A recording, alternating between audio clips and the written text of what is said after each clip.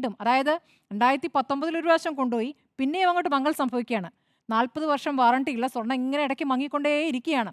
2025 വീണ്ടും മങ്ങലെന്ന് പറഞ്ഞത് കൊണ്ടുപോകുന്നു. കൊണ്ടുപോകാൻ അതിൻ്റെ എല്ലാ പറയുന്ന ഉദ്യോഗസ്ഥരും എല്ലാവരും ഉണ്ട്, ദൃക്സാക്ഷികളായിട്ടെല്ലാം ഉണ്ട്, കൊണ്ടുപോകുന്നു. പക്ഷേ അപ്പോൾ ഈ പറയുന്ന കമ്മീഷണറുടെ ഒപ്പുണ്ടായിരുന്നില്ല. അദ്ദേഹമാണല്ലോ, അതായത് കോടതി ഏൽപ്പിച്ചിരിക്കുന്ന കമ്മീഷണറാണ് കോടതിയിൽ റിപ്പോർട്ട് സമർപ്പിക്കുന്നത്. എൻ്റെ സാന്നിധ്യമില്ലാതെ, എൻ്റെ അനുവാദമില്ലാതെയാണ് കൊണ്ടുപോകുന്നത്. അപ്പോഴാണ് ഇത് വിവാദമാകുന്നത്. കോടതിയാണ് ഇതിൽ ചോദ്യം ഉന്നയിക്കുന്നത്. കോടതിയാണ് ഇതിൽ ഗൗരവത്തിലുള്ള വിഷയമായി ഉന്നയിക്കുന്നത്. അവിടെയാണ് വിവാദമുണ്ടാകുന്നത്. അല്ലാതെ ആഗോള അയ്യപ്പ സംഘവുമായി ബന്ധപ്പെട്ട് ഇയാൾ ഈ പറയുന്ന ഉണ്ണികൃഷ്ണൻ പോറ്റി പിന്നീട് പീഠവുമായി ബന്ധപ്പെട്ടൊരു കളവ് പറയുന്നു. ആ കളവിൻ്റെ ചൂട് പിടിച്ച് ബാക്കി അന്വേഷണം വരുന്നു. സഹോദരി വീട്ടിൽ നിന്ന് പീഠം കിട്ടുന്നു. ഇതൊക്കെ അവിടെ നിൽക്കുന്നു. പക്ഷേ അവിടെയല്ലല്ലോ ആ വിവാദം തുടങ്ങുന്നത്. കോടതി ചോദിക്കുമ്പോഴാണല്ലോ. അപ്പോൾ ആഗോള അയ്യപ്പ സംഗമത്തിൻ്റെ ശോഭ കെടുത്താനുള്ള വാദം അവിടെ പൊളിയുകയാണ്. ഇനി ഈ ചെമ്പുമായി ബന്ധപ്പെട്ട് ഗൗരവത്തിലുള്ള പ്രതികരണങ്ങൾ സർക്കാരിൽ നിന്നുണ്ടാകുന്നു. ഏത് അന്വേഷണം വരട്ടെ, അന്വേഷണം നടക്കട്ടെ, എല്ലാം പുറത്തു വരട്ടെ എന്ന് പറയുന്നതല്ലാതെ ഈ ഉണ്ണികൃഷ്ണൻ പോറ്റി 2019 മുതൽ 2025 വരെ അവിടെ ഇങ്ങനെ തുടരുക തന്നെയാണ്. പിന്നെ ഇദ്ദേഹം ചെയ്ത കാര്യങ്ങൾ എന്താണ്?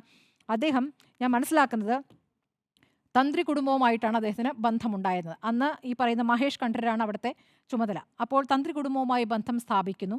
അങ്ങനെ അദ്ദേഹം ഈ മറ്റ് സംസ്ഥാനങ്ങളിലും അയ്യപ്പ ക്ഷേത്രങ്ങൾ അത് അതിൻ്റെ പ്രധാന ആളായിട്ട് അവിടെ നിൽക്കുന്നു. ഈ പറയുന്ന കർണാടകയിൽ ക്ഷേത്രം ഉണ്ടായതുപോലും ഇദ്ദേഹത്തിൻ്റെ കൂടെ ഒരു നേതൃത്വത്തിലാണ് എന്ന രൂപത്തിലാണ് അറിയാൻ കഴിയുന്നത്.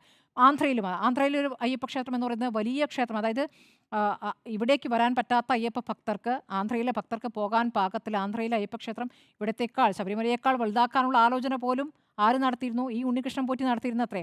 അപ്പോൾ അത്രയ്ക്കും ഈ പറയുന്ന സ്പോൺസർമാരെ സംഘടിപ്പിക്കാനും ഞാനൊരു പ്രധാനിയാണെന്ന് വരുത്തി തീർക്കാനും ഇയാൾക്ക് കഴിഞ്ഞിട്ടുണ്ട്. അതിൻ്റെ ഭാഗമായിട്ടാണ് ഈ പൂജിച്ച വാതിലൊക്കെ കൊണ്ടുപോയി ഓരോരോ ജയറാമിനെ പോലുള്ള ഭക്തരെയൊക്കെ പറ്റിച്ചുകൊണ്ട് അങ്ങനെ പല പ്രമുഖരെയും പറ്റിച്ച് കാണണം.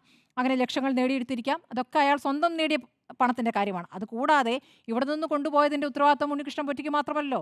അതിന് വേണ്ട വഴി തെളിച്ച് എല്ലാ സഹായങ്ങളും ചെയ്തു കൊടുത്തവരാര് എന്നുള്ള ചോദ്യം അവിടെ നിൽക്കുകയാണ്. ആ ചോദ്യം ഇങ്ങനെ തുടരുക തന്നെ ചെയ്യും.